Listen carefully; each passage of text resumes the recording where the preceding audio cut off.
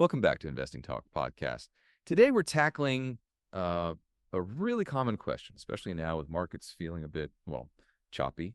How do you figure out the right time to jump into a stock? One that looks solid fundamentally, but maybe, facing some market headwinds. So our mission is to take a close look at Octopus Renewables Infrastructure Trust. The big question.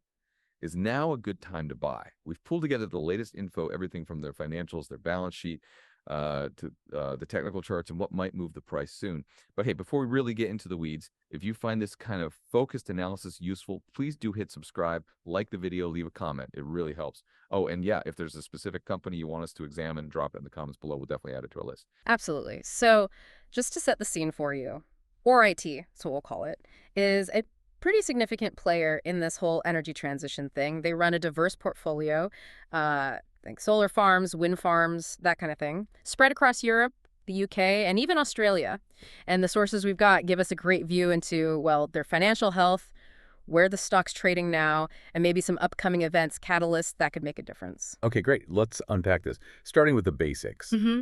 What's the core value here? What are they actually doing beyond just, generating power? They seem really focused on the ESG side, the energy transition, aligning with those EU taxonomy standards. Yeah, that commitment to clean energy is definitely the big picture, the structural trend backing them.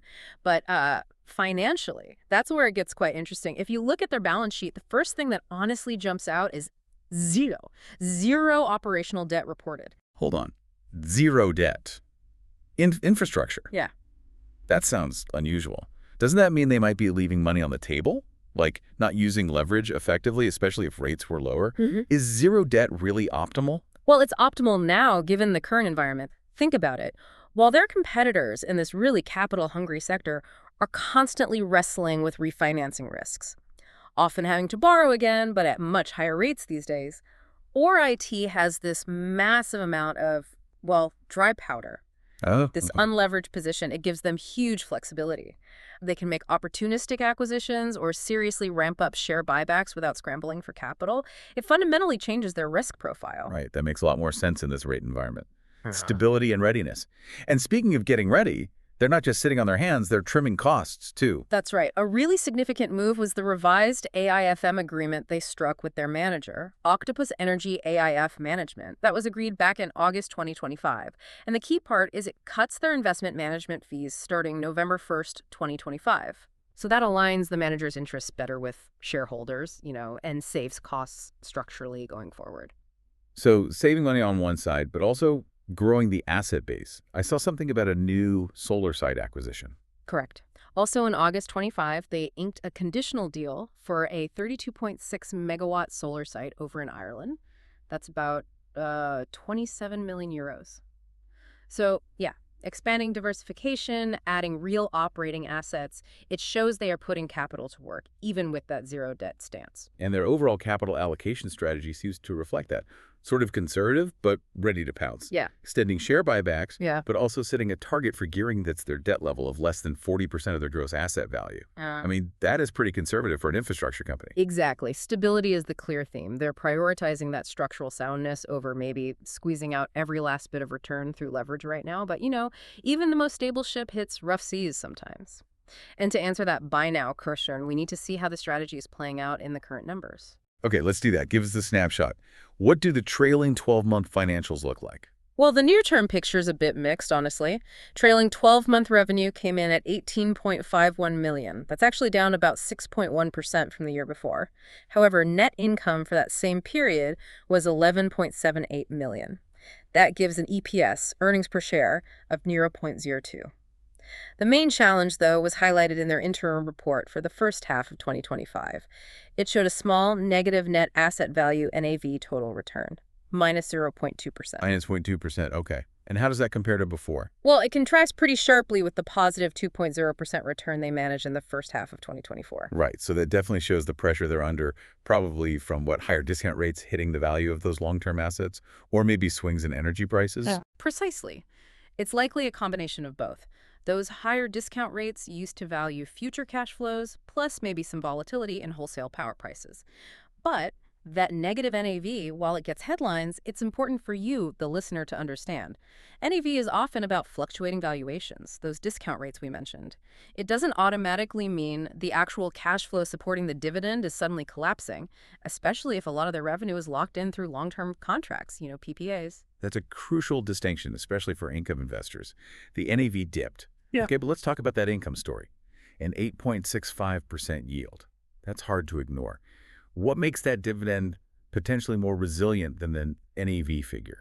Well, that 6 pence dividend they paid in 2025, giving that 8.65% yield as of August, it signals a very, very strong commitment to returning cash to shareholders. It really puts them in that income play category. Okay, but if the yield is that high, you have to ask, is it safe? Is it sustainable? What's their edge? What makes them able to keep finding profitable assets and paying that out? Who's actually running the show? All right, good question.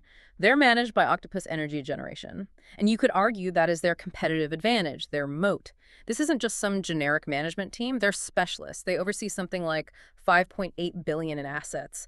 And get this, they have a track record of acquiring over 350 large-scale energy assets since way back in 2010. That's a lot of deals. Okay, 350 assets.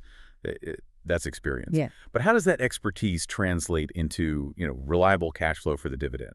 Does their scale get them better prices on power contracts or maybe help them navigate permits faster than smaller players? It absolutely should, yes. That scale and deep specialization gives them a structural edge. Sourcing the right deals, negotiating favorable long-term PPAs, managing those assets efficiently across different countries, all of that directly supports the dividend's reliability. Even when macro factors like interest rates put that temporary pressure on the NAV calculation we talked about. Got it. So solid foundation, experienced manager. Now let's get back to the timing, the buy now question.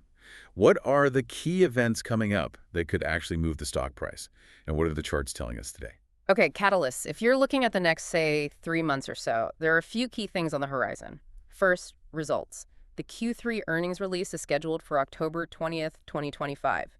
That'll be crucial. We'll see if that NAV trend has stabilized or maybe even improved. Second, a structural positive. That new lower AIFM fee structure we mentioned kicks in on November 1st, 2025. That's a guaranteed cost saving. And finally, something maybe less direct but still relevant.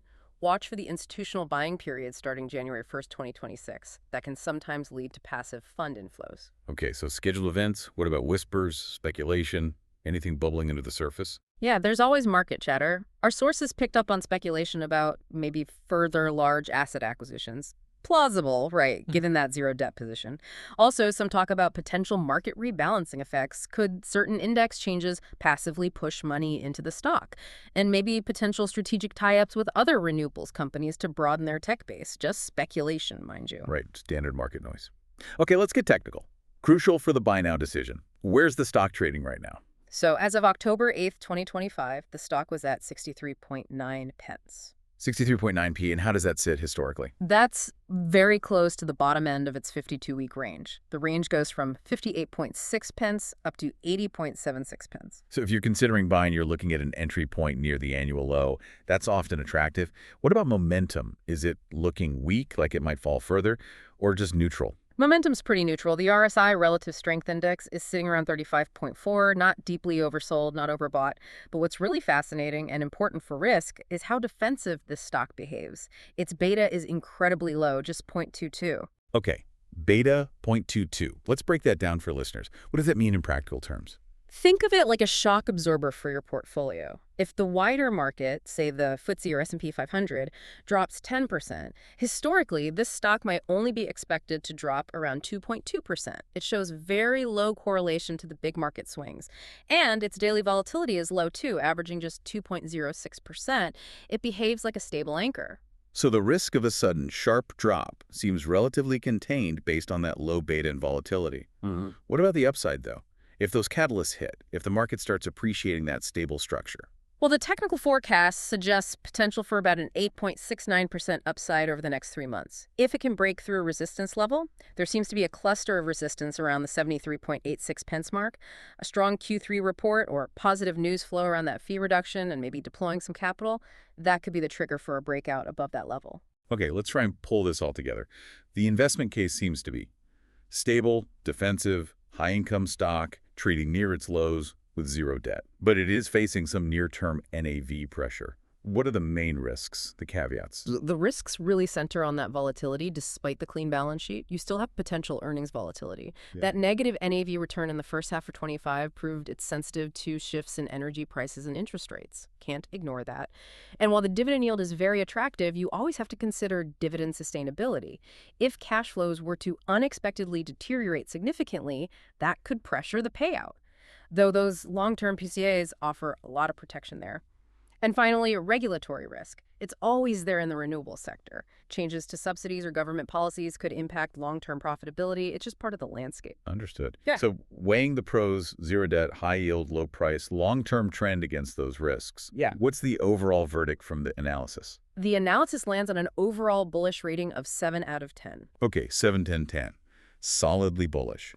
And the conviction seems really anchored in that balance sheet and the income stream. Exactly. The rationale really hinges on that safety net from having zero debt, the immediate reward from that high dividend yield, plus that undeniable long-term tailwind from the global push towards renewable energy. It looks well-positioned, interestingly, for potentially two types of investors. Short-term traders may be playing for a technical bounce after earnings, and long-term income investors seeking that defensive stability. So for you, the listener, what does this boil down to?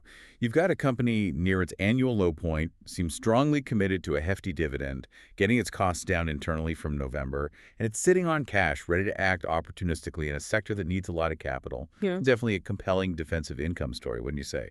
It is, and it leaves us with a really interesting question for you to mull over.